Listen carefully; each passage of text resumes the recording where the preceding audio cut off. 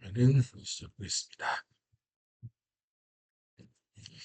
자, 이제 오늘하고 다음 시간 걸쳐가지고 디퓨전 모델을 살펴볼 거예요. 원래 한 시간 만에 끝내려고 그랬는데 조금 분량이 좀 많은 것 같아서 조금 두 번으로 나눠서 이렇게 좀 하도록 하겠습니다.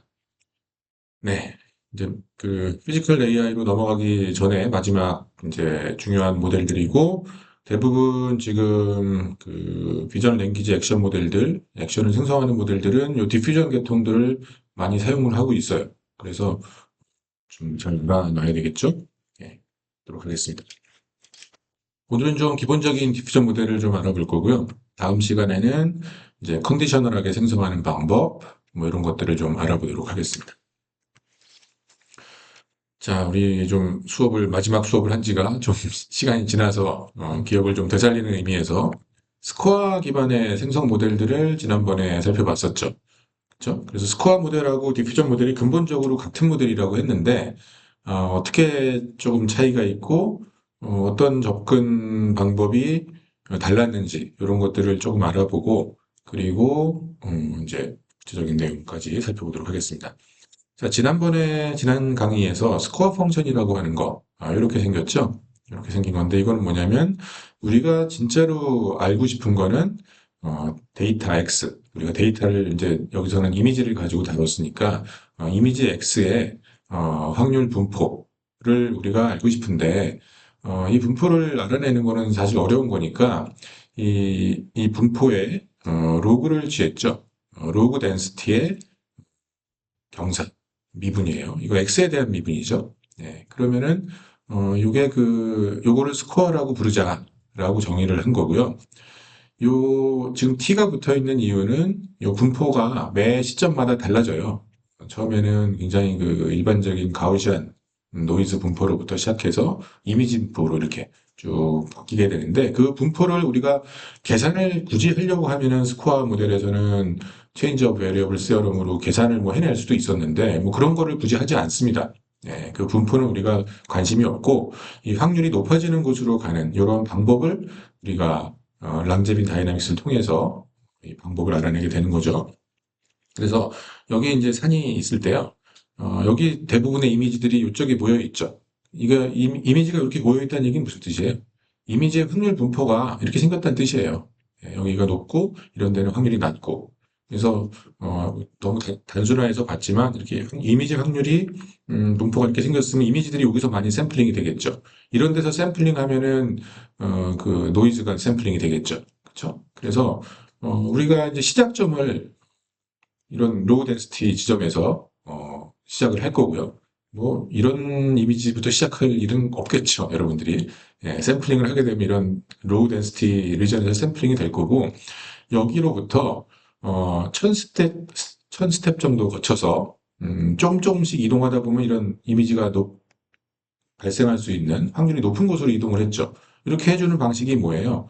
예, 랑제빈 다이내믹스 계통을 이용해서 일로 갔었잖아요. 예, 일로 가게 하는 원동력은 뭐죠? 스코어죠.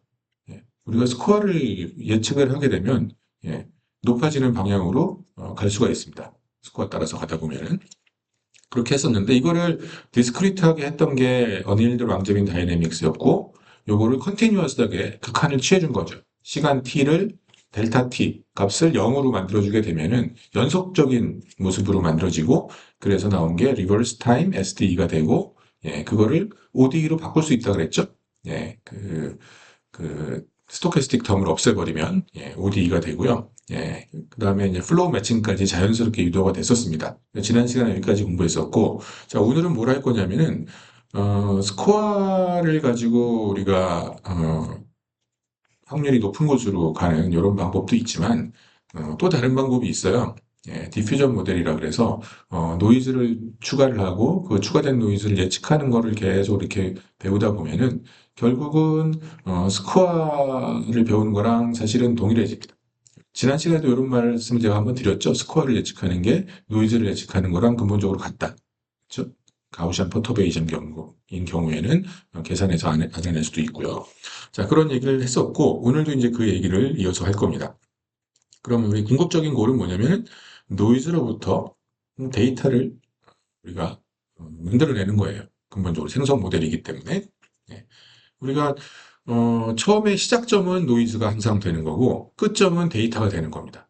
아시겠죠? 노이즈로부터 아무거나 일단 이미지를 만든다고 하면 이미지 픽셀들의 값을 막 채워야 되잖아요. 아무거나 채워놓고 시작하는 거예요. 그리고 나서 그 값들을 조금씩 바꾸다 보면은 진짜 이미지가 나오게 되는 거죠. 근데 우리가 앞에서는 그 값을 조금씩 바꿀 때 스코어를 이용해서 바꿨죠. 그렇죠? 스코어를 이용해서 바꿨는데 여기서는 이제 좀 조금 다른 방법으로 할 겁니다. 수학적으로 계산이 가능한 방법으로 우리가 오형을 시킬 것이고 디노이징을 할 거예요. 살펴보도록 할게요. 자, 그래서 이게 사실은 스코어랑 상관없이 연구가 된 거예요. 스코어 모델하고 별개로 연구가 됐는데 나중에 잘 비교해 보니까 그 두 모델이 서로 같은 거다라는 게 이제 나중에 밝혀지게 된 거고 그래서 이제 그 원래 유도된 과정대로 이렇게 따라가 보도록 하겠습니다. 디퓨전 모델은 두 가지 프로세스가 있어요. 여기 원래 깨끗한 이미지로부터 이 이미지가 완전한 노이즈로 바뀌는 이러한 과정을 포워드 과정이라고 합니다. 포워드 프로세스라고 하고 노이즈를 조금씩 추가해주면 이렇게 되겠죠. 그렇죠? 노이즈를 조금씩 추가해주면 요 완전한 노이즈가 될 건데 요거를 보통 이제 디퓨전 프로세스라고 해요. 디퓨전. 우리가 잉크를 이렇게 물에다가 딱 떨어뜨리면은 계속 퍼져나가죠. 그래서 다 오염이 돼버리죠. 나중에는. 시간이 지나면. 그런 것처럼 깨끗한 이미지에다가 깨끗한 물에다가 뭔가를 추가해서 점점 노이즈로 바뀌어가는 이런 과정. 요거를 포워드 과정이라고 합니다. 요거는 근본적으로 이 가우시안 노이즈를 추가해서 일어나게 되는데 내가 추가하는 가우시안 노이즈는 내가 알고 있는 노이즈예요. 내가 얼마나 어떻게 생긴 가우시안 노이즈를 추가했는지를 내가 추가한 사람이 알겠죠. 이미지에서는. 그래서 요거는 그 학습이 되는 과정이 아니고 그냥 그 정해진 가우시안 노이즈를 추가해주는 이런 과정입니다. 학습하고는 상관이 없는 과정이고요. 그 다음에 이제 역으로 가는 과정을 리버스 디노이징 프로세스라고 해요. 노이즈를 제거하는 과정이죠. 이게 바로 추가된 노이즈를 예측해주는 과정이고, 그 추가된 노이즈를 예측하게 되면 그 노이즈를 그만큼 빼주면 되니까 노이즈를 제거해주는 과정이고, 요거는 학습을 통해서 수행하게 됩니다. 아시겠죠? 그래서 이 과정은 학습을 통해서 한다는 얘기는 뭐죠? 뉴럴넷을 통해서 한다는 얘기예요. 뉴럴넷이 이 과정을 수행을 해주게 됩니다. 그래서 학습이 일어나는 건 파란색 과정이다라는 거를 생각을 해주시면 되겠고, 이제 자세한 건 조금 이따 볼 텐데, 요게 이제 역사적으로 봤을 때 2015년도에 요 소울 딕스타인이라고 하는 분이 디퓨전 모델을 이제 처음으로 제안을 하신 분이고, 요 논문을 이제 보게 되면은 조금 그 요즘 트렌드하고 좀 다른 형태로 수식을 전개하다 보니까 조금 난해해요. 그래서 요거를 요 데이빗 호가 2020년도에 DDPM이라고 하는 거를 만들었어요. 그래서 이 디퓨전 모델을 노이즈 프레딕션 하는 그 오브젝티브로 학습을 하는 그 학습 목적이 있어야 되죠. 목표가 그 목표를 노이즈 제거, 노이즈 예측대로 바꿔놓은 거예요. 그래서 우리가 살펴볼 거는 요 DDPM이라고 하는 거, 요거를 살펴볼 겁니다. 자, 그래서 DDPM은 Denoising Diffusion Probabilistic 모델에서 그 여기서 따온 거고요. 우리가 이거를 조금 그 이해하기 위해서는 제가 오늘은 수식을 다 따라갈 건 아니에요. 수식은 이게 따라가다 보면은 너무 머리가 아파요. 저도 그때 저 따라가 봤었는데 대학원 수업을 제가 하잖아요. 작년에 할 때는 이 수식도 유도도 하기도 하고 했었는데 이게 본래 취지에서 많이 벗어나는 것 같아요. 그래서 그런 복잡한 것들을 오늘은 생략을 하고 기본적인 그 결과 위주로 말씀을 드리겠습니다. 우선 수식을 좀 이해하기 위해서 필요한 게 마코프 프로퍼티예요. 마코프 프로퍼티가 뭐냐면은 여러분들 혹시 마코프 체인 이런 것 학부 때 안 배울 것 같긴 한데 안 배우죠. 그래서 뭐 간단하게 말씀을 드리면은 여기 지금 x0라는 상태, x1이라는 상태, 뭐 xt 빼기 1, xt 더하기 1이라고 하는 상태가 있습니다. 이거는 그냥 상태이고요. 여기서 x가 이제 이미지를 예를 들게 되면 x0라고 하는 이미지를 얘기하는 겁니다. X1이라고 하는 이미지고요. X0는 일반적으로는 깨끗한 이미지, 데이터셋으로부터 샘플링이 된 거기 때문에, 그리고 시간이 지나갈수록 노이즈를 계속 추가하기 때문에 좀 지저분해지는 이미지가 되는 거죠. 노이즈가 되는 이런 과정이라고 생각해도 좋고, 어쨌든 이게 시간이 지나면서 이렇게 상태가 바뀌게 되는데요. 이 바뀌는 이 과정에 있어가지고 특정한 이 상태가 이전 상태에 의해서만 영향을 받는 겁니다. 그 전에 내가 뭘 했든지 상관이 없어요. 바로 직전 상태에서만 영향을 받는 프로세스를 마코프 프로세스라고 합니다. 아시겠죠? 이전 상태에 의해서만 영향을 받아요. 그러면 제가 한번 마코프 프로세스가 아닌 예를 한번 들어볼게요. 제가 지금 여기서 지금 강의를 하고 있죠. 그렇죠? 저의 상태는 렉처 상태입니다, 지금. 그렇죠? 지금 저의 상태는 렉처예요. 그런데 오늘은 제가, 점심을 먹고 수업을 하고 있죠. 그렇죠? 점심을 먹고 수업을 했어요. 자, 그러면 그 다음 상태는, 지금 이제 커피를 마시는 상태가 돼요, 저는. 이제 수업 끝나고 나면. 뭐, 제가 실제로 이렇다는 얘기는 아닌데, 커피를 마시죠. 점심 먹었으니까. 그러면 이제 커피를 마시는 상태를 기준으로 봤을 때는, 렉처를 하고 나서 커피를 마셨잖아요. 그렇죠? 네. 근데 그 전에 런치를 먹었는지에 따라서 내가, 런치를 먹을지 안 먹을지 결정이 되죠. 여기 보시면은 제가 월요일 날 강의는 점심시간에 수업이 있으니까 제가 커피를 한 잔 마시고 그 다음에 강의를 하고 그다음 점심을 먹으러 가요. 그러면 지금 똑같은 커피 상태에 있다고 치면은 내가 그 전에 렉처를 했으면 커피를 마시죠. 그렇죠? 네. 그런데 음, 이, 이 커피 마시는 상태가 제가 렉처를 기준으로 볼까요? 렉처를 기준으로 보게 되면은 어, 내가 점심을 먹었고 렉처를 하게 되면 커피를 마시고 커피를 마시고 렉처를 하게 되면은 점심을 먹죠. 근데 렉처 상태에 있으면 커피를 무조건 마셔야 되는데 이게 마코 프로세스 같은 경우에는 그 전 상태에서 영향을 받으니까요. 근데 그렇지 않죠. 그 전 상태에서 영향을 받죠. 이 커피 마시는 상태라고 하는 게 그 전전 상태에서 영향을 받습니다. 그래서 과거의 히스토리가 영향을 주는 거예요. 이런 게 마코프 프로퍼티가 아닌 형태가 됩니다. 그럼 바로 직전 거에서는 영향을 받는데 메모리 리스라고 보통 해요. 그런 상태를 마코프 프로퍼티라고 합니다. 그래서 이제 이걸 볼게요. 그럼 이제 트랜지션 프로버빌리티를 한번 살펴보겠습니다. 여기서 그 디퓨전 모델에서는 Q라고 하는 확률분포를 Q로 보통 써요. 포워드 쪽에서는. 예, 그냥 그렇게 약속을 했어요. 여러분들이 굳이 P를 쓰고 싶으면 써도 되는데, 저자의 노테이션하고 좀 따라가기 위해서는 Q를 일단 썼습니다. 그러면, 지금 최종적인 그 확률 값, XT의 분포인데 조건부 분포죠. T 빼기 1부터 X0까지 쭉 주어진 상태에서 XT가 발생할 확률 분포는 어떻게 계산할 수 있을까요? 이 과거가 전혀 영향을 안 준다 그랬죠. 마코프 체인에서는. 그러면 이 과거가 무엇든지 간에 상관이 없이 요거로 계산해 주면 되겠죠. 그렇죠? x t 기분 xt 빼기 1. 요 직전 상태에서만 영향을 받으니까요. 예, 직전 상태에서 여기 값이 결정이 되는 거고 이 과거는 아무 상관이 없죠. 그래서 이렇게 컨디셔널 프로버빌리티 중에서 조인트 확률을 단순하게 이렇게 바꿀 수가 있습니다. 이렇게 되고요. 그렇다는 얘기는 이 확률 분포 반대로 이번에는 깨끗한 이미지가 주어져 있고 X1부터 시작해가지고 XT까지 이렇게 다양하게 순서대로 오염될 이 확률 분포는 어떻게 계산하면 되냐면 X0가 주어져 있고 X1이 나오죠. 그리고 X1이 주어진 상태에서 X2가 나올 확률 이런 것들을 다 곱해주면 되겠죠. 바로 직전 거에 의해서만 영향을 받으니까. 그래서 이렇게 팩토라이제이션이 돼요. 인수분해처럼 곱으로 다 바뀔 수 있게 됩니다. 이거를 이제 노테이션으로 쓸 때 이렇게 쓰면 편해요. 우리 X1부터 XT까지 순서대로 나온 거니까 요거를 이렇게 씁니다. 인덱스로. X1부터 XT까지 이렇게 표현해 주면 되고요. 곱이니까 예, 우리 프로덕트 기호를 써가지고 표현해 주면 되겠죠. 이렇게 쓸게요. 예, 이렇게 해서 자, 그러면 포워드 프로세스하고 리버스 프로세스를 한번 보겠습니다. 여기서 두 가지 트랜지션이 있어요. 자, XT 빼기라고 XT가 있는데 시간이 지나가면 지나갈수록 오염이 되는 거예요. X0가 제일 깨끗한 거라서 여기서는.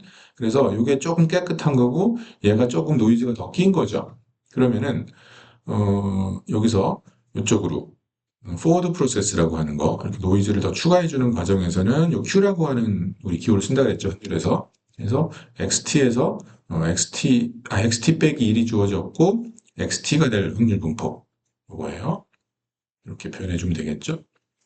그리고 여기서 조금 노이즈가 낀 거를 노이즈를 약간 제거해 주는 거를 우리가 뉴럴넷을 통해서 배우도록 할 거니까 P세타 이번엔 뭐 XT가 주어지고 XT 빼기 1이 나와야 되죠. 이런 확률 분포로 표현을 하겠습니다. 그러면은 만국 체인으로 한번 이제 표현을 해볼까요? 이걸 한번 표현해 볼게요. 여기 앞에서 이건 했죠. 이 앞에서 가져온 식 똑같은 거 복사해 온 거예요. X0가 주어져 있을 때 X1부터 시작해가지고 마지막 제일 오염된 이미지까지 나올 이런 확률 분포는 이렇게 곱으로 계산해 주면 됩니다. 다 곱해 주면 됩니다. 자, 그럼 반대로 이제는 그 X0부터 시작해가지고 XT까지 이렇게 쭉 나오게 될 확률은 결과적으로는 이것도 곱해주면 되는데 곱으로 표현해주면 되는데 마찬가지예요. XT 에서 XT 빼기 1 요걸로 볼까요? 먼저 그 노이즈 이미지죠. 이거는 XT가 제일 큰 거니까 노이즈를 하나 고를 확률 노이즈도 골라져야 되니까요. 노이즈가 골라질 확률에다가 그 노이즈에서 노이즈 이미지에서 노이즈를 살짝 제거한 거죠. 이쪽으로 한 거니까요. 그렇게 나올 확률 분포 곱하기 X2에서 X1이 될 것, X1에서 깨끗한 이미지가 될 확률 요거를 다 곱해주면 되겠죠.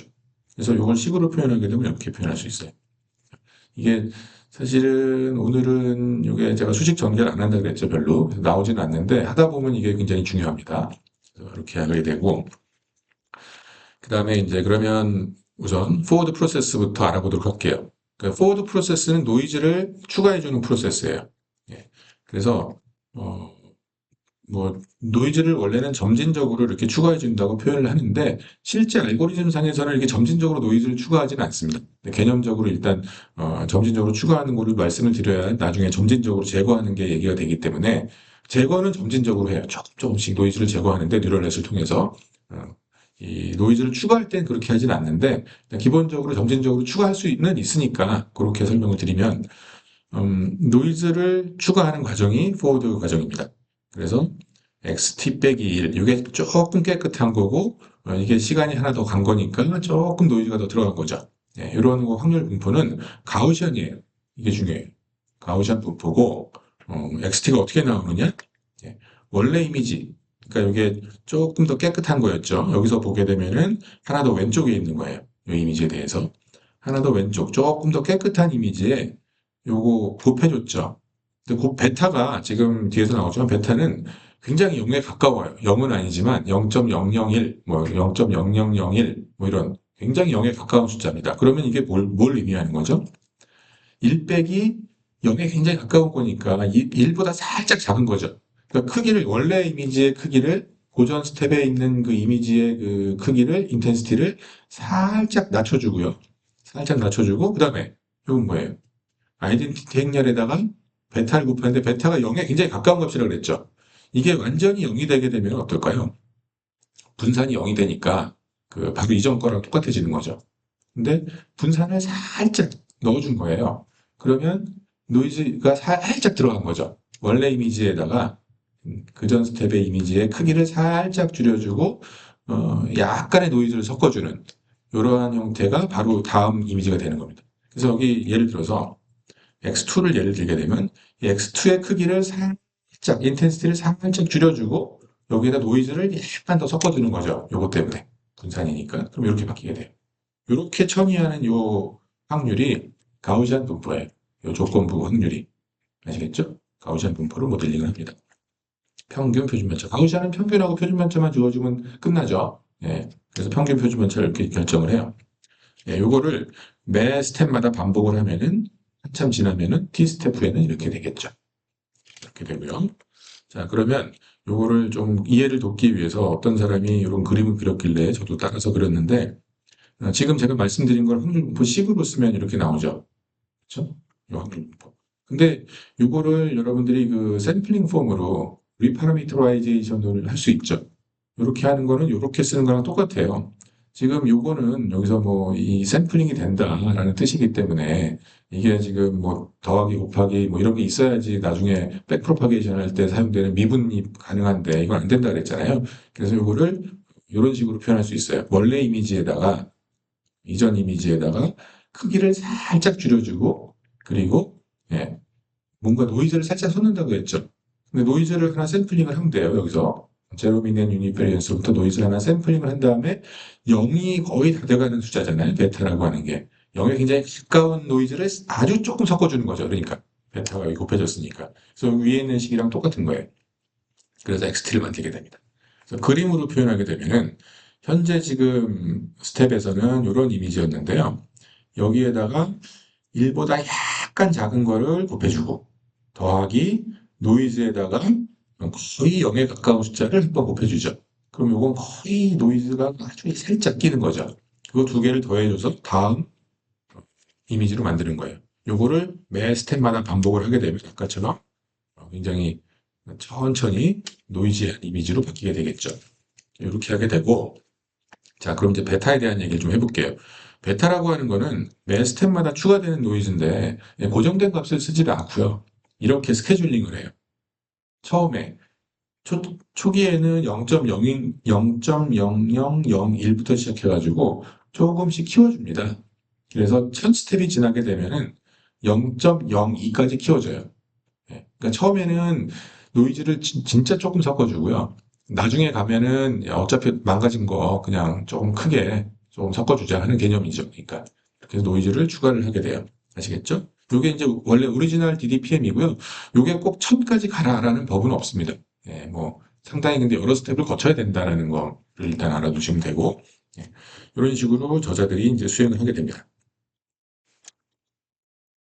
자, 그런데 이게 지금 아까도 다시 나오는 식이지만 매 스텝마다 이렇게 조금씩 노이즈를 추가해 줘야 되느냐 하면 꼭 그럴 필요가 없어요. 왜냐면은 한꺼번에 왕창 큰 가우시안 노이즈를 씌워줘도 됩니다. 그러니까 적은 노이즈를 하나, 둘, 셋, 네 번에 걸쳐서 갔잖아요. 그럼 요 네 번에 걸쳐서 갈 거를 한 방에 만들어 줄 수도 있어요. 이게 가능해요. 수학적으로 클로즈드 폼으로 나와요. 그렇게 해서 나온 게 바로 요거예요. 자, X0에서부터 T 시점으로 왕창 점프했죠. 아까는 한 스텝 점프했는데, 왕창 점프를 하게 됐는데, 그건 어떻게 하면 되냐면, 원래 이미지 X0에다가, 여기, 알파 바라고 하는 거를 이렇게 루트 씌워서 곱했어요. 그리고 뭐 1 빼기 알파 바를 분산으로 갖는, 아이덴티티까지 해서 분산으로 갖는, 이런 그 모델이 되는 거죠. 이런 확률 분포가 되는데, 여기서 알파 t는 1 빼기 베타 t예요. 그러면 그리고 알파 t의 반은 뭐냐면은 요거는 알파 i들을 다 곱한 거예요. t까지. 예. 그러면 가만히 한번 생각을 해보세요. 아까 식이랑 가만히 비교를 하게 되면은 여기서 얘기하는 이 알파 바티가 뭘 의미하는 거냐면은 원래 오리지널 시그널이 시간 t가 지났을 때 얼마나 남아있는지를 결정해주는 요소라고 볼 수 있습니다. 자, 예를 들어가지고 알파 t가 0이 된다고 칠까요? t가 무한대로 보내주면 어떻게 될까요? t를 무한대로 보내주게 되면 이 알파 i를 계속 곱해야 되죠. 알파 i라고 하는 거는 지금 1 빼기 베타니까 베타가 0에 굉장히 가까운 거라 했으니까는 알파 t를 뭐 베타가 0.1 그냥 크게 칠게요. 그럼 0.9라는 값이잖아요. 0.9보다 뭐 큰 값일 텐데 이거를 계속 곱하고 있죠 지금. 그럼 나중에 어떻게 될까요? 0이 되겠죠. 그래서 시간이 계속 지나면 얘는 점점 작아져요. 작아져가지고 원래 이미지의 크기가 거의 작아지고요. 이 반대로 얘는 커지겠죠. 1에 가까워지겠죠. 그럼 노이즈만 남겠죠. 거의 이 아이덴티티로부터 나온 거니까 그냥 그 샘플링한 노이즈처럼 돼버리잖아요. 그래서 이렇게 할 수가 있습니다. 이렇게 바꿔서 표현할 수가 있어요. 아시겠죠? 그래서 큰 노이즈를 한 번에 왕창 추가해 준 거는 같다. 라고 볼 수가 있고, 왜 이렇게 되느냐 하면 여기 유도를 해놓은, 뒤에서 유도를 했군요. 그래서 이제 유도는 잠시 후에 보여드리고, 그래서 X0를 XT로 한꺼번에 왕창 큰 가우시안 노이즈를 씌워줘서 망가뜨릴 수가 있습니다. 그래서 X0가 주어졌을 때 XT의 확률 분포, 그러니까 Q, XT, 기분 X0 역시 가우시안 분포예요. 이게 가우시안 분포라는 게 중요해요. 이것도 가우시안 분포입니다. 그런데 x0의 크기를 시간이 지날 때마다 더 많이 낮춰주고 분산 키워주고 하는 식이고, 요거를 역시 또 마찬가지로 샘플링 폼으로 쓰게 되면 이렇게 표현할 수 있겠죠. 그렇죠? 예, 아까랑 똑같은 방식으로 표현할 수가 있습니다. 그래서 원래 이미지 x0가 있으면은 여기에다가 알파 바에 루트를 씌운 거를 곱해요. 그리고 노이즈를 하나 샘플링을 한 다음에 여기에는 1 빼기 알파 바의 t를 루트 씌워서 곱해줘요. 그러면 이미지가 확 망가집니다. 이거는 큰 가우시안 노이즈를 하나 추가시킨 거예요. 얘는 계속 곱해지는 형태이기 때문에 알파가. 그래서 여기 제가 이렇게 강조하는 색을 칠해놨는데 이게 바로 포워드의 최종적인 식입니다. 디퓨저 모델에서 이렇게 그 이미지를 오염을 시키게 됩니다. 자, 그래서 제가 알파하고 베타에 대한 해석을 달아놨어요. 예. 그래서 요 알파바 t라고 하는 거는 알파들을 다 곱해놓은 거기 때문에 큐뮬러티브한 이펙트죠. 그리고 요 알파 바의 t, 루트를 씌운 거는 원래 이미지에 곱해지는 거기 때문에 이 원래 이미지 시그널, 이걸 시그널이라고 했어요. 이미지를 굉장히 약화시키는 거죠. 줄여주는 거고, 그 다음에 이 노이즈에 곱해지는 거기 때문에 이 노이즈를 얼마나 크게 사용할지 하는 거죠. 이렇게 되는 겁니다. 알파 t가 증가할수록 얘는 커지고 얘는 작아져요. 그렇죠? 그건 당연한 거예요. 예, 이쪽은 커지고 이쪽은 작아질 수밖에 없겠죠. t가 증가할수록. 예, 그렇게 보시면 되겠습니다. 네. 그리고 그러면 이제 한번 간단하게 유도를 한번 해볼게요. 뭐 처음부터 너무 건너뛰면 좀 그런 것 같아가지고 지금 원래 포워드식이 이거였죠. 원래 이미지 한 스텝 전의 이미지를 조금 크기를 줄이고 노이즈를 아주 정말 살짝 섞어주는, 베타가 0.0001 뭐 이런 거였으니까 이렇게 섞어주는 거였는데 지금 우리가 알파를 이용해서 지금 사용을 하고 있잖아요. 그러면 알파가 1 빼기 베타이기 때문에 얘를 바꿔주게 되면 이렇게 바뀌죠. 그 다음에 이것도 이렇게 알파를 쓰면 이렇게 바뀌죠. 여기까지는 뭐 그냥 바로 바뀌는 건데, 그러면 우리가 이제 xt 빼기 1도 이런 식으로 계산할 수 있죠. 그렇죠? 여기 xt가 주어져 있으니까요. xt 빼기 1도 똑같은 방식으로 이 자리에다가 알파 t 빼기 1 집어넣으면 되고 알파 t 대신 알파 t 빼기 1 집어넣으면 되죠. 그리고 이 시점에서 샘플링한 입실론 집어넣어주면 되겠죠. 이렇게 계산이 되고, 그러면 결과적으로는 뭐 하려고 그러는 거예요? 우리 xt 빼기 1을 없애주는 거예요. 그러면 xt 빼기 1 자리에다가 요거 넣어주면 되죠.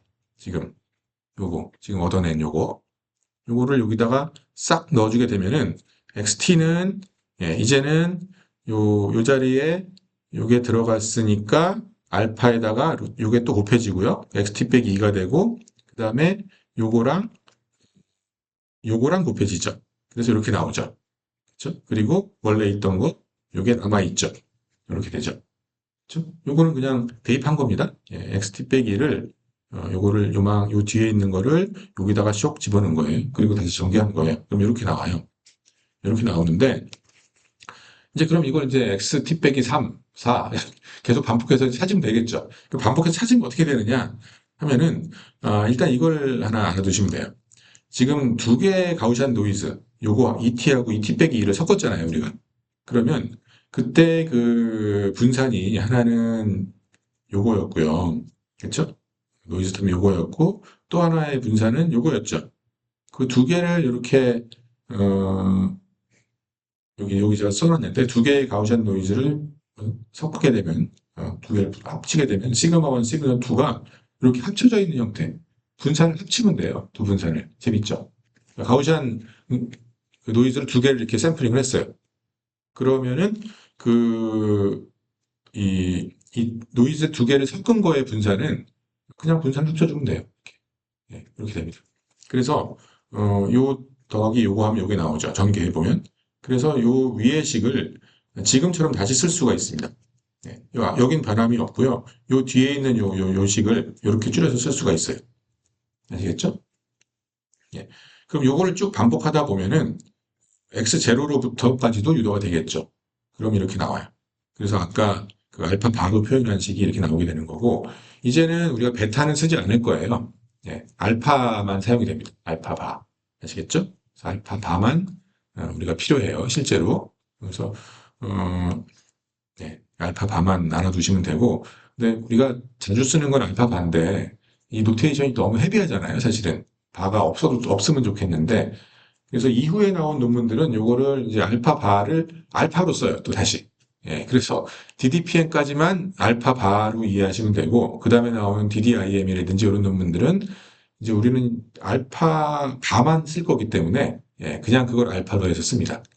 여러분들이 이해할 때 혹시나 이제 처음에 좀 약간 혼돈이 돼요. 그걸 좀 기억을 해주시고. 자, 그러면 조금 이제 어려운 얘기까지 했는데, 그러면 이제 우리가 궁금한 거는 사실 데이터 분포가 어떻게 바뀌는지 이런 게 사실은 좀 궁금할 수 있죠. 그래서 거기에 대해서 조금 알아보도록 하겠습니다. 어, 우리 컨디셔널 노이징 프로세스 X0가 주어졌을 때 XT가 일어나는 그 확률 분포는 가우시안이라고 얘기를 했죠. 그렇죠? 가우시안이라고 얘기를 했는데, 자, 그러면은 우리가 궁금한 거는 임의의 T 시점에서의 확률 분포. 그렇죠? 우리가 최종적으로는 이런 노이즈로 갈 건 알고 있어요. 요 가우시안 노이즈가 될 건 알고 있는데 중간의 분포, 이 XT의 분포 이걸 한번 알아낼 수 있지 않을까 하고 한번 찾아볼까요? 지금 Q, XT, 기분 X0는 가우시안이에요. 방금 조금 전에 봤잖아요. 가우시안 분포인데 그냥 XT의 분포, T 시점에서의 분포를 알아낼 수 있지 않을까 하고 생각해 보면 여러분들 이거 기억하시죠? 예. 마지널라이제이션 해주는 식, 베리에이션 오토인코더에도 나왔는데, 일반적인 식이에요. 우리가 이런 조건부 확률 분포를 알고 있을 때, 이거를 모든 조건이 일어날 경우 확률에다가 모든 조건으로 다 적분을 해주게 되면은 이게 나오죠. 마지널라이제이션이라고 하죠. 제가 휴대폰 고장나는 예시를 한번 들었던 것 같은데, 예, 휴대폰이 진짜 고장날 확률은 어, 삼성전자 휴대폰이 고장날 확률 분포에다가 그렇죠? 예, 삼성전자를 사야 되고요. 그리고 또 더하기 화웨이 사고 그게 고장날 확률 이런 식으로 계산한다 그랬죠? 마지널라이제이션. 예, 그렇게 계산해 주면 돼요. 아, 그런데 이게 계산이 가능할까요? 이게 불가능해요. 왜냐하면 X0라고 하는 건 데이터 분포로부터 샘플링한 거예요. 모든 X0에 대해서 이걸 어떻게 접근을 해요? 사실 말이 안 되죠. 그래서 이거를 계산할 수는 없습니다. 그리고 이거를 알아내려고 시도하지도 않아요. 디퓨전 모델에서는. 네. 우리 조건부 확률 분포만 그냥 근사해서 샘플링을 하게 됩니다. 자, 그래서 한번 그림으로 한번 도식으로 한번 그려봤어요. 자, 우리 X0의 확률 분포는 데이터의 분포죠? 당연히. 데이터로부터 샘플링한 거니까. 데이터의 분포고요. 모드가 굉장히 많죠. 하나, 둘, 뭐, 세 개 보여있는데, 2차원으로 그리다 보니까 이렇게 됐지만, 사실은 엄청 복잡한 분포일 거고, 이게, 요렇게 천이하는 분포는 뭐였나요?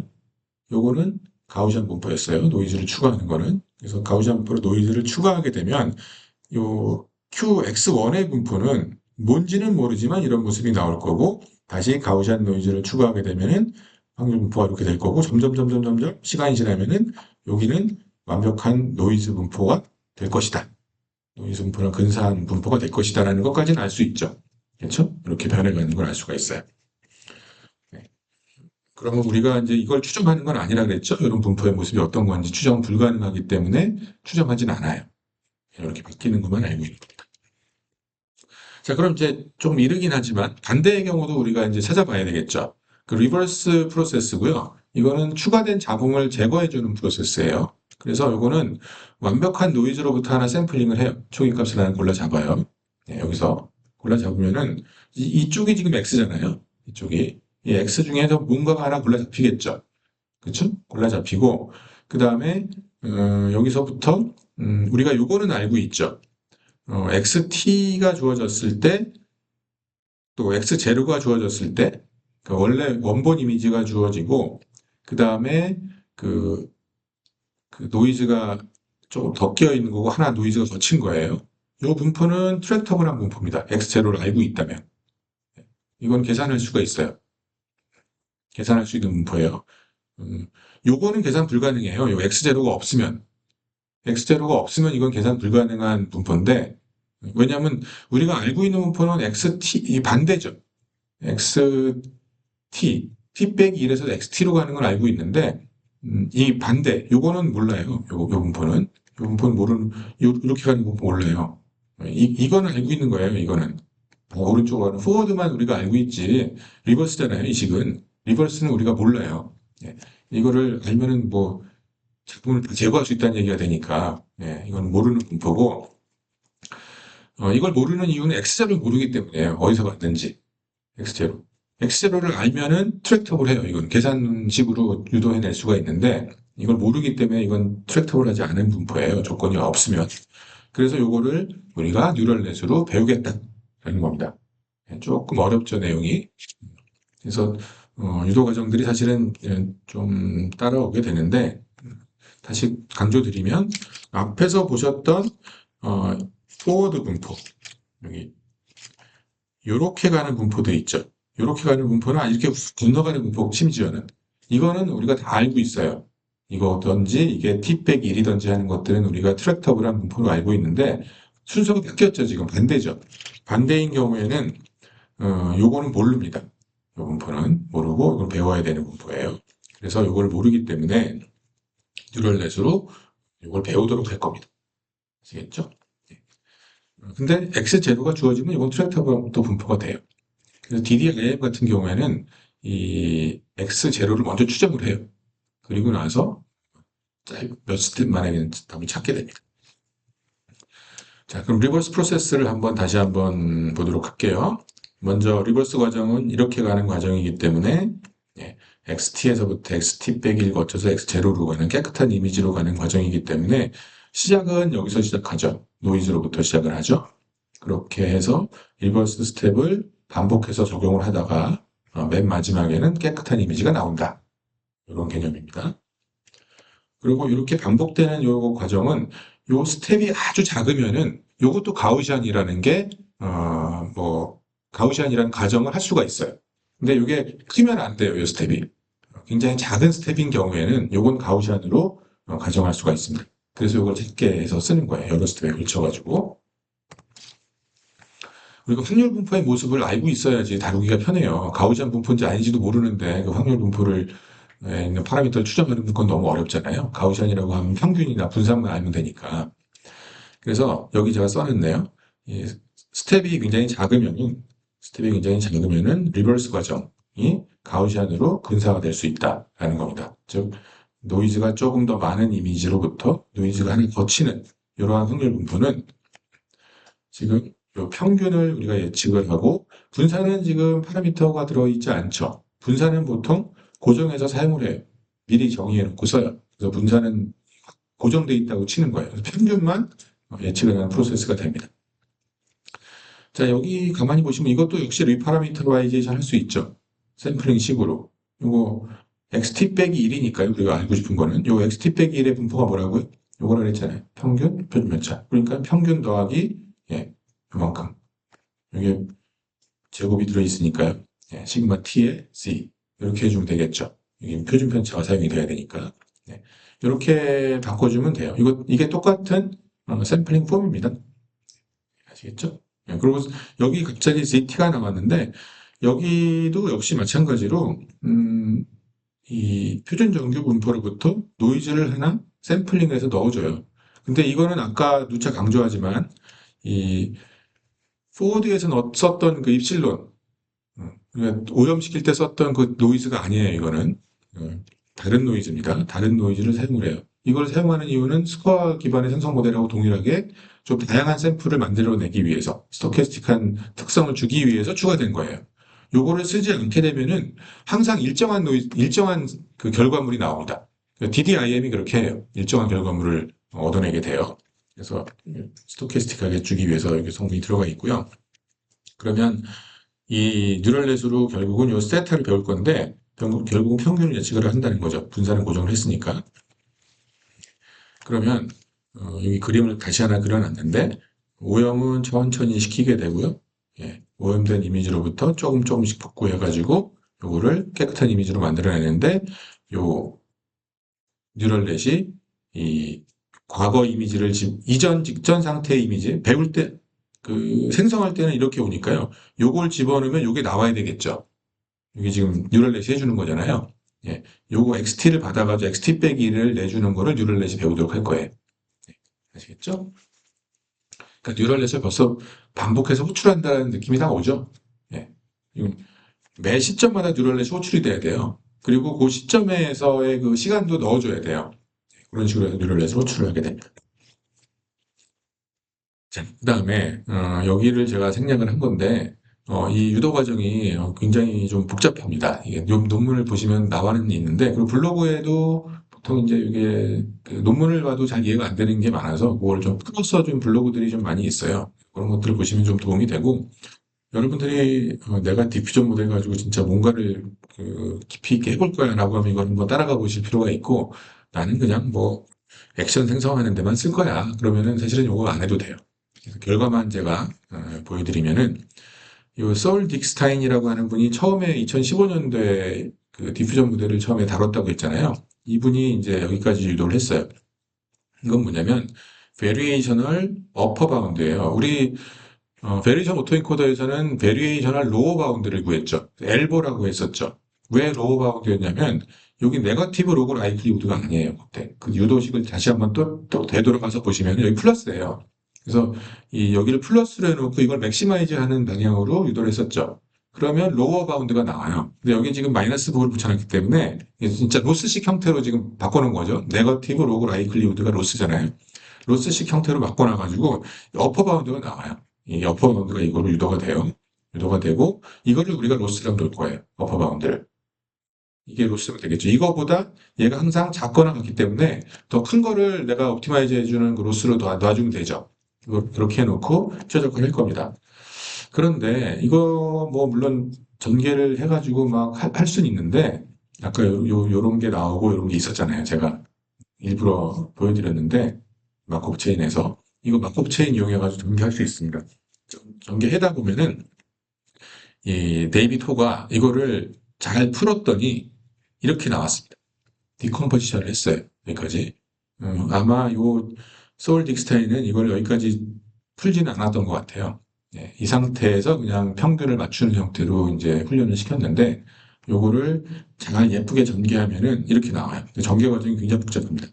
그러면 뭐냐면은 음, KL 다이버전스 텀이 하나 들어가고 그리고 뭐 이런 시그마로 이렇게 더해지는 또 KL 다이버전스죠. 또 텀이 하나 들어가고 그리고 뭐 빼기 텀이 하나 들어와요. 이런 식으로 분해할 수가 있습니다. 예.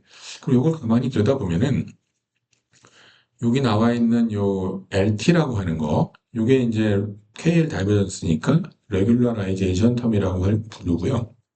여기에 나와 있는 게 디노이징 텀이라고 불러요. 디노이징 텀이고 요게 디노이징 로스고요. 이게 리컨스트럭션 로스입니다. 오른쪽에 있는 게 사실 베리에이션 오토인코더도 뭐 약간 비슷하게 나오죠. KLW들이 막 나왔으니까 비슷하게 전개가 돼요. 그러면 여기서 이 레귤러라이제이션 텀을 한번 보게 되면은 가만히 한번 보세요. 식을.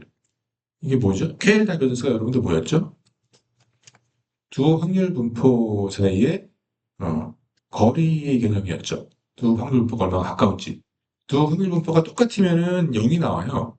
그리고 두 확률 분포가 많이 차이가 날수록 큰 값이 나와요. 그렇죠? 그게 KL 다이버전스였고 항상 양수가 나와요. 그래서 0보다 0이 나오거나 그보다 크거나 하는데 이걸 가만히 보시면은 여러분들 요 PT는 뭐죠? XT가 지금 P의 XT잖아요. XT는 완벽한 노이즈죠. 완벽한 노이즈의 확률 분포는 노이즈의 분포죠. 가우시안 노이즈의 분포죠. 예, 제로미넨 유니페리언스를 갖는 아이소트로픽한 가우시안 노이즈 분포라고요. 이건 뭐죠? X0라고 하는 깨끗한 이미지를 XT는 T가 1000스텝 정도 되기 때문에 뭐 엄청나게 지금 큰 가우시안 노이즈를 씌워준 거잖아요. 가우시안 노이즈죠, 이것도. 두 분포가 사실상 똑같은 아이덴티컬한 가우시안 노이즈예요. 그래서 이거는 거리가 얼마가 나올까요? 0이 나오겠죠. t가 충분히 크다면. 그래서 이거는 0이에요. 로스가 0이기 때문에 얘는 그냥 무시할 수 있는 거죠, 결국은. 그리고 요거 뒤에 거를 한번 볼게요. 중간 아래 거. 그리고 L0라고 써 있는 거, 로스 제로라고 써 있는 거. 요건 뭐죠? X1은 뭐예요? 지금 XT부터 시작해가지고 X0로 쭉 보내주고 있는데 X1은 거의 다 간 거죠. 맨 마지막에서 한번 깨끗한 임의로 바꿔줄 때 한번 사용이 되는 거죠. 내가 첫 스텝을 지금 이걸 할 건데, 이 짓을 할 건데, 맨 마지막에 한번 이렇게 리컨스트럭션 해주는 로스는 사실 거의 영향을 주지 않겠죠, 로스에서. 미미하죠. 그 미미한 존재라서 무시할 수 있어요. 그럼 요거만 남아요, 결국은. 예, 요거. 그럼 이건 뭐냐면은, 이것도 KL 다이버전스인데, 이건 뭐죠? 내가 알고 있는 분포라고 그랬죠. 트랙터그램 분포. X0가 주어져 있고요. 내가 이미지를 하나 내가 오염시킬 이미지를 미리 준비해 놓은 거고요. 그게 확정이 되어 있는 상태에서 XT, XT-1이에요. T에서 T-1로 가는 분포는 트랙터그램 분포이고요. 이 분포를 이 뉴럴넷이 그냥 X0를 모르는 상태에서 노이즈를 하나 제거한 거죠. 이 분포가 서로 같아지도록 하는 거죠. 이게 그라운드 트루스가 되는 거고 이게 서로 이쪽이 예측한 거니까 이게 서로 같아지도록 하는 거예요. 그래서 우리가 그 최적화해야 할 이 목적이 확실하게 이제 드러났죠. 뭐냐면 뉴럴넷이 해야 될 일은 뭐냐? 그라운드 트루스를 와 같아지는 건데 그라운드 트루스의 확률 분포랑 같아지는 건데 요거는 노이즈를 하나 제거하는 거죠. 그렇죠? 노이즈 한 단계 노이즈를 제거해주는 트랙터그램 포스테리어 요거랑 매치가 되도록 해주면 되는 겁니다. 아시겠죠? 이건 KL 가변수 내가 복습하라고 갖다 놓은 거고. 자, 그러면 다시 한번 그 식을 가져왔는데요. 제가 이 식을 가져왔는데, 음, 이거를, 그러면 가만히 보십시오. 여러분들. 요거 뭐라 그랬죠? 제가. 요 분포? 요거 가우시안 분포라 그랬죠? 요 조건부 확률 분포 가우시안 분포예요. 그래서 가우시안 분포니까, 가우시안 분포에서 내가 표준 편차를 고정해서 쓴다 그랬죠? 그럼 뭐만 맞추면 되죠? 평균. 그렇죠? 얘의 평균이 있을 거라고요. 이거의 평균. 요거. 그 다음에 이것도 가우시안 분포로 근사할 수 있다고 그랬죠. 이 가우시안 분포의 평균. 이 리버스도 가우시안으로 근사할 수 있습니다. 이게 t가 굉장히 크면은 그 작은 그 사이의 간격은 가우시안 분포이기 때문에 그래서 그때 평균 예측한 평균이 그라운드 트루스 평균하고 서로 같아지도록 하면 됩니다. 평균이 일치하도록 하면 돼요. 평균이. 예. 이렇게 해주면 돼요. 뭐 이런 유도하다 보면 이런 게 나와요. 이거는 계산식으로 나와요. 왜냐하면 가우시안 분포가 익스포넨셜에 뭐 정해져 있잖아요. 식 자체가 그 평균도 들어가고 표준 편차 들어있는데 그래서 그거를 KL 다이버스 계산할 수 있죠. 앞에 그 계산하는 식 여기 지금 제가 써놨는데 로그 하나는 그냥 해주면 되고 로그 취해가지고 이거 P라고 하는 게 식이 주어져 있으니까 가우시안 분포 식이 주어져 있으니까 그거 로그 취하면 지수 없어지고 뭐 계산할 수 있어요. 그렇게 어렵지 않아요. 이거 계산하면 그러면 이렇게 깨끗하게 떨어져서 나와요. 그리고 관심 없는 상수통도 나오고요. 그러면은 이게 결국은 KL 다이버스를 구했더니 이런 클로즈 폼으로 나오죠. 그러면 여기서 해야 될 일은 뭐죠? 이게 로스니까 이걸 미니마이즈 해주려면 이거랑 같으면 되죠. 그래서 이 평균은 이거예요. 이거는 아까 제가 그 XT를 알파 바로 표현한 거 있었죠. 거기서 바로 나와요. 네. 유도하는데 한 줄밖에 안 걸려요. 그래서 나오고요. 그 다음에 이쪽도 이렇게 계산이 돼서 나와요. 그러면 뭐냐면은 이 두 개가 서로 같으란 얘기는 결국 뭐죠? 그라운드 트루스로 내가 추가해준 노이즈가 있죠. 오염을 시킬 때 내가 왕창 오염을 시켰잖아요. 그때 사용한 그 노이즈하고요. 내가 그걸 예측한 게 서로 일치하면 돼요. 아시겠죠? 굉장히 문제가 심플해지죠. 소울 딕스타인이 여기까지 못 갔어요. 2015년도에 디퓨전 모델이 그냥 평균 정도에서 계속 일치시키려는 노력을 했었고 이거를 잘 분해해가지고 따져보니까 DDPM에서는 포워드에서 내가 추가한 노이즈 그거를 리버스가 예측하도록 해주면 되는 겁니다. 아시겠죠? 네. 이렇게 나와요. 여기 T가 들어가요. T가 들어갑니다. 이렇게 해주면 되죠. 그래서 그 심플하게 오브젝티브를 바꿀 수가 있어요. 여기는 뭐 확률 분포니까 뭐 이게 중요한 거죠. 그 그라운드 트루스 노이즈랑 예측한 노이즈가 서로 일치하면 된다라는 거죠. 노이즈를 서로 일치시키면 돼요. 네, 이렇게 해주면 됩니다. 자, 그러면 이제 지금까지 알아냈던 사실을 정리를 해보면 포워드에서 어떻게 우리가 XT를 만들었어요? 오염된 이미지를 어떻게 만들었죠? 왕창 오염을 시킨다 그랬죠? 그 원래 X0 이미지를 준비해 놓고 여러 스텝을 한꺼번에 알파 바를 이용해서 오염을 시키고 이렇게 오염을 시켰죠. 네, 이렇게 만들어주고 원래 이미지의 그 비중을 낮춰주고 노이즈의 비중을 높여준 거죠. 그래서 이미지 만들고요. 예, 이거는 입실로는 그 아이소트로픽한 가우시안 분포로부터 샘플링하면 되고 리버스는 어떻게 해요? 리버스는 요식은 앞에서 유도했었어요. 요식 기억나시죠? 좀 전에 봤으니까. 근데 여기서 뮤를 어떻게 했어요? 뮤 세타를 지금 이렇게 했죠. 조금 전에 봤죠. 그래서 이 자리에다가 이거 넣어주면 되죠. 네, 이렇게 해서 리버스를 하면 돼요. 그리고 우리 오브젝티브는 요거죠. 로스 펑션은 이거예요. 이렇게 만들어주면 됩니다.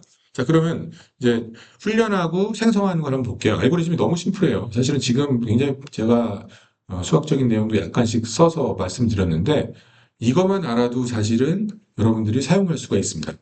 이거는 뭐냐면 훈련을 할 때 보세요. 어떻게 하죠? 훈련하는 알고리즘이 6줄밖에 안 돼요.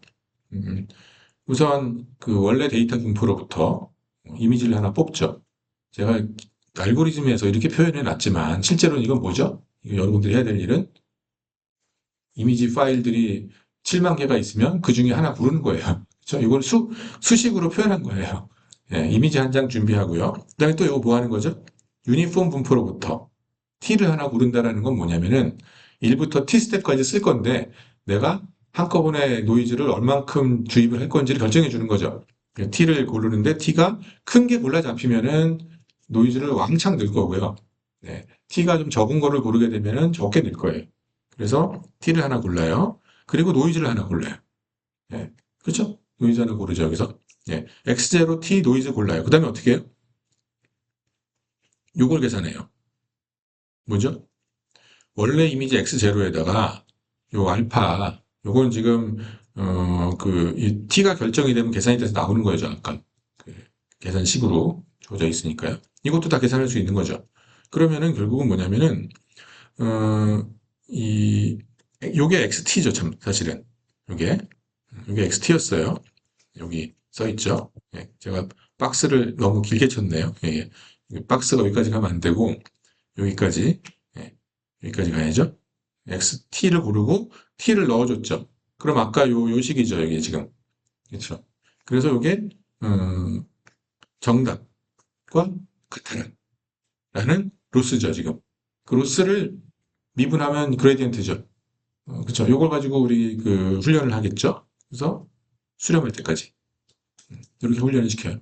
다시 말하면은 이미지를 하나 준비시키고요. 그 다음에 내가 얼만큼 노이즈를 주입할지를 T로 결정을 해요.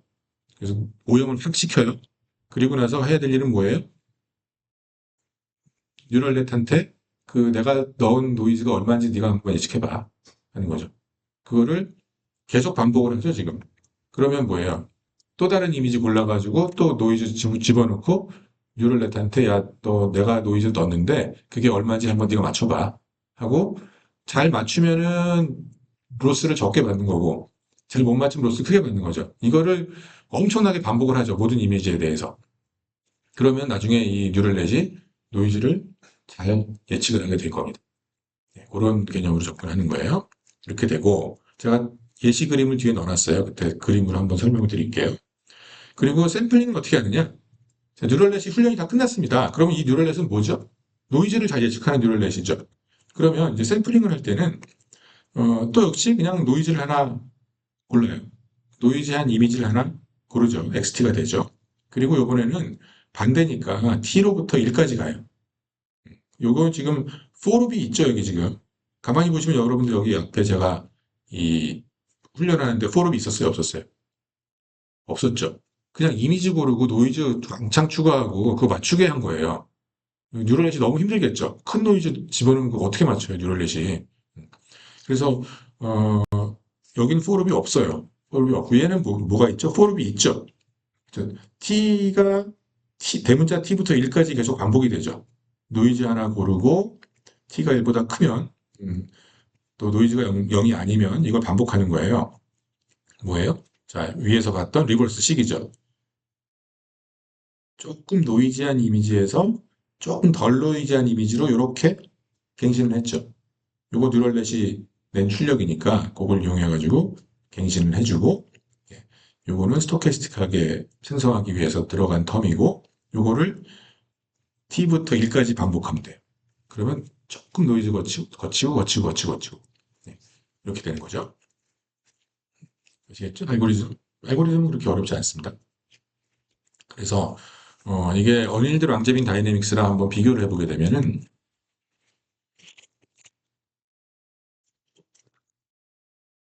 요식 기억나시죠?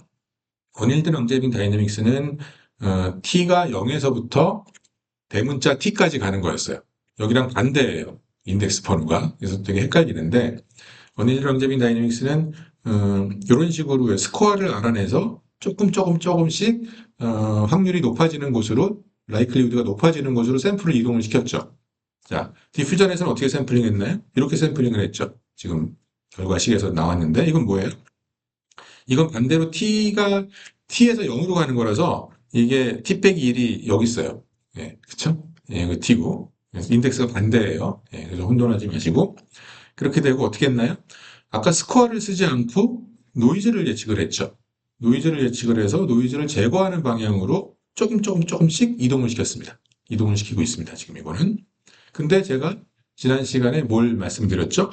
스코어랑 노이즈랑 이런 관계가 있다는 걸 말씀드렸죠. 부호가 마이너스가 붙는 걸 말씀드렸죠. 시그마가 들어가 있고요. 네, 시그마 대신 이게 들어가 있는 거예요. 네, 이렇게 돼 있고 사실은 이건 수학적으로 나오는 거기 때문에 어, 가우시안 퍼터베이션을 한다는 가정하에 이건 나오기 때문에 이거는 사실은 우리가 이걸 예측할 거기 때문에 같은 거라고 볼 수 있잖아요. 결국은. 그래서 위의 식이랑 아래 식은 사실은 똑같은 식입니다. 네, 가만히 놓고 보세요. 지금 여기 요 자리에다가 요거를 넣어주면 그렇죠? 여러분들 요거 기억나시죠? 스코어는 마이너스 입실론 오버 시그마 기억나시죠? 고식이에요 이게 바로. 그래서 요 자리에다가 요거를 싹 대입해주면 아래식이 그냥 확 나가버려요. 그 스케일만 달라요. 개수만 다르고 방향만 달라요. 얘는 0에서부터 t까지 가는 거고 얘는 반대 방향으로 가는 거고 그렇죠? 그래서 사실은 같은 식이에요. 비교 한번 해보시면 되고 그래서 제가 그림을 한번 그려봤습니다. 이게 제가 어디선가 봤는데 이 그림이 좋더라고요. 그래서 따라서 그려봤고 음, 우선 제가 뉴럴넷 구조에 대해서 한 번도 설명 안 드렸죠. 디퓨전 모델에서. 디퓨전 모델에서는 어, 입력을 받아서 출력을 내는데 그게 이미지가 들어가서 이미지가 나와야 돼요. 그러다 보니까는 입력의 차원과 출력의 차원이 같아야 되겠죠. 이미지 차원으로. 그래서 대표적인 게 유넷이 있죠. 유넷을 써요. 네, 이렇게 생긴 유넷을 쓰고요. 유넷에 그 입력으로 들어가는 거는 훈련을 할 때는 훈련부터 말씀드릴게요. 먼저 노이지한 이미지가 들어가야 돼요. 그래서 이 이미지를 오염을 시켜요. 가우션 노이즈를 샘플링을 해서 그래서 이미지를 이렇게 오염을 시키는데 요 t가 이제 뭐가 골라지냐에 따라서 오염되는 정도가 달라지겠죠. 예, 그래서 어, 어느 경우에는 오염이 거의 안 되는 이미지가 들어갈 수도 있고, 어느 경우에는 오염이 확 된 이미지가 들어갈 수도 있겠죠. 훈련할 때는 이렇게 들어가요. 랜덤하게. 그리고, 그래서 이렇게 오염시키는 방법은 이렇게 오염시킨다 그랬죠? 원래 이미지에다가, 예, 이렇게 이런 식으로 알파를 써가지고 오염을 시켜서 여기다가 싹 집어넣어줘요. 근데 이것만 집어넣으면 안 되고요. T가 같이 들어가야 되죠. 아까 식을 봤을 때, 내가 t를 뭘로 썼느냐 같이 들어가야 돼. 이게 없으면 말이 안 돼요. 그쵸? t를 넣어주는데 제가 t를 그냥 막 넣어주는 것처럼 표시했지만 사실은 t가 뉴럴넷을 통해서 들어가요. 얘가 그냥 스칼라 값이 그냥 들어가는 거는 굉장히 좋은 방법이 아니에요. 풀리 커넥티드 레이어 같은 걸 통해서 통과해서 값이 임베딩이 돼서 들어가게 됩니다. 그리고 뭐 참고로 제가 화살표 여기 지금 3개만 쳐놨지만 여기 다 보통 일반적으로 다 들어갑니다. 네, 곳곳에 넣어줘요. 디드를. 그렇게 하고 그럼 얘가 뭘 출력을 하느냐? 얘가 뭘 출력을 하죠? 아까 지금 이거의 이 뉴럴넷의 출력값은 예측한 노이즈의 양이죠. 그렇죠? 이 추가한 노이즈가 얼마인지를 예측하는 거였잖아요. 예측한 노이즈가 나와요. 우리 스코어 모델에서는 이게 뭐가 나왔죠? 스코어가 나왔죠. 스코어가 나왔는데 얘는 이놈이 추가한 노이즈가 뭔지를 맞추도록 하는 거예요. 요 입실론을 맞추도록 해주는 거예요. 아시겠죠? 그러니까 오염된 이미지하고 그 시간, 그러한 정보들을 받아가지고 저놈이 어떠한 그 노이즈를 썼는지를 맞추도록 하는 겁니다. 이렇게 해서 그라운드 트루스 노이즈 이거는 훈련할 때는 알고 있죠? 당연히 노이즈 내가 샘플링한 노이즈 내가 저장해 놓은 게 있으니까 그거랑 비교하는 거예요. 아까 비교 어떻게 한다 그랬어요? 로스식 있었죠? 요거랑 투 놈의 제곱이 서로 같아라. 0이 되라. 라는 로스를 주는 거죠. 그래서 여기 써놨네요. 예. 두 놈의 제곱이 거리가 같아지라는 뜻이죠. 그러니까 같아져라라고 로스를 줘서 백 프로파게이션 시켜가지고 여기 유넷을 훈련시키면 돼요. 그리고 또 새로운 이미지 집어넣어서 똑같이 오염시키고 뭐 t가 다른 t가 올라질 거예요. 그리고 그걸 반복하면 됩니다. 아시겠죠? 그래서 유넷을 훈련을 시키게 되는 겁니다. 어렵지 않죠? 그다음에 샘플링을 하는 과정을 보여드릴게요. 자, 유넷이 훈련이 잘 됐어요, 이제. 그럼 이 유넷은 뭐죠? 이미지가 들어갔을 때 노이즈를 예측하는 거였잖아요. 그렇죠? 네. 그럼 그 다음에 어떻게 해야 돼요? 유넷은. 그 노이즈를 빼주면 되겠죠. 원래 이미지에서 내가 입력받은 이미지에서 그 노이즈, 내가 예측한 노이즈 있잖아요. 그걸 빼주면은 그 조금 더 깨끗한 이미지가 되는 거죠. 이거를 어, 한꺼번에 하게 되면은 어렵습니다. 그래서 이거를 1000스텝에 거쳐서 하게 돼요. 한번 볼게요. 그러니까 처음에는 완전한 노이즈를 하나 고르죠. 이 방법밖에 없겠죠. 처음에 노이즈가 밖에 없으니까. 이거를 뉴럴넷에 넣어요. 그리고 시간 t를 집어넣어요. 자, 이제는 시간 t를 집어넣었어요. 그러면 이제 이 뉴럴넷이 이렇게 큰 시간대가 잡혀 있을 때 노이즈를 제거하는 방법 배웠을 테니까 얘가 노이즈를 예측을 해요. 그래서 어떻게 한다고요? 빼요. 지금 내가 예측한 노이즈에서 이런 계산을 통해 가지고 노이즈를 걷어내요. 이거는 아까 나왔던 식이에요. 걷어내면 말도 안 되지만 지금 갑자기 이렇게 나올 일은 없는데 조금 노이즈가 줄어든 게 하나 나오겠죠. 예. 그러면 그 다음에 요거를 다시 넣어줘야죠. 이제 다시 넣어주고 그 다음 시점에 t 빼기 1이 들어가죠. 이제는 t 빼기 1이 들어가고 노이즈가 살짝 노이즈 예측한 다음에 그걸 이용해서 이렇게 계산해주면 살짝 거친 이미지가 나오겠죠. 노이즈가 살짝 없어진 이미지가 나오고 다시 집어넣고 거기에 대해서 노이즈 예측하고 노이즈 살짝 제거해준 이미지가 나오면 또 집어넣고 이거를 t회 반복하게 되면은 여기 t회 반복하게 되면은 깨끗한 이미지가 될 겁니다. 아시겠죠? 그는 훈련할 때랑 생성할 때랑 완전 달라요. 그러니까 훈련할 때는 왕창 그냥 노이즈 집어넣어주고 그거를 맞추도록 하는 거고 생성을 할 때는 조심스럽게 하나씩 노이즈를 조금씩 예측을 해가면서 제거해가면서 생성을 하는 거죠. 이런 과정으로 생성을 하게 됩니다. 아시겠죠? 그래야 가우시안 분포를 따르기 때문에 이렇게 생성을 하게 돼요. 전반적인 내용은 이제 이해가 되시죠? 그래서 훈련하는 과정은 노이즈를 그냥 확 추가해 주고 그걸 맞추도록 한다. 생성할 때는 반대로 가야 되기 때문에 노이즈로부터 그 노이즈를 조금씩 제거하는 거를 만들어서 반복해서 생성하도록 한다는 거예요. 그래서 생성된 예시를 보시면은 이런 정도의 이미지를 만들었습니다. 이게 2020년 정도에 나온 거예요. 그래서 그 당시엔 256 x 256 정도로 이제 시도를 했는데 뭐 그럴싸한 이미지들이 만들어지죠. 엘선, 처치, 베드룸 이런 거를 배운 모델이 베드룸을 생성하도록 했더니 이런 정도의 침실들을 만들어내게 됩니다. 사람도 만들어내고요. 사진이 아니라 생성한 이미지의 모습이에요. 그래서 이제 제가 비교를 해놨는데 여러분들 한번 비교를 여러분들 한번 보세요. 어닐드 랑제빈 다이내믹스 우리 배웠었고 리버스 SD, 프로바빌리티, 플로우 OD 다 배웠죠. 네, 여기서는 다 뭘 우리가 예측을 했죠? 뉴럴넷이 스코어를 예측을 했죠. 스코어를 예측을 해서 어닐드 랑제빈 다이내믹스나 아니면 미분 방정식을 풀어서 즉 적분을 해서 우리가 샘플을 만들어냈습니다. 그런데 DDPM에서는 뭐죠? 노이즈를 예측을 했죠. 노이즈를 예측을 해서 노이즈를 조금씩 제거해서 이미지를 만들었죠. 그런데 가우시안을 이용했죠, 우리가. 가우시안 노이즈를 이용하게 되면은 결국은 스코어랑 노이즈랑 두어 다른 관계밖에 없더라 하는 거예요. 네, 그렇죠? 네, 그래서 결국 같은 겁니다. 그리고 플로우 매칭도 우리가 지난 시간에 봤었죠. 이렇게 했었습니다. 자, 그러면 지금 이게 훈련할 때는 문제가 없는데요. 샘플링 할 때 너무 오래 걸리죠. T스텝이 T가 진짜 1000 같은 걸 썼는데 DDPM에서는 그럼 1000번을 뉴럴넷을 호출을 해야지 이미지가 나오잖아요. 굉장히 시간이 많이 걸리겠죠. 실제로 느려요. 그래서 그거를 좀 빠르게 샘플링하는 방법들이 많이 등장을 하게 되는데 그래서 나온 게 그 DDIM이 대표적인 방법이에요. DDIM은 제가 이 수식은 더 복잡해요. DDPM보다. 생략을 당했고 한 장으로 매각되는데 한 장으로 요약을 했어요. 이 사람 저자가 송이에요.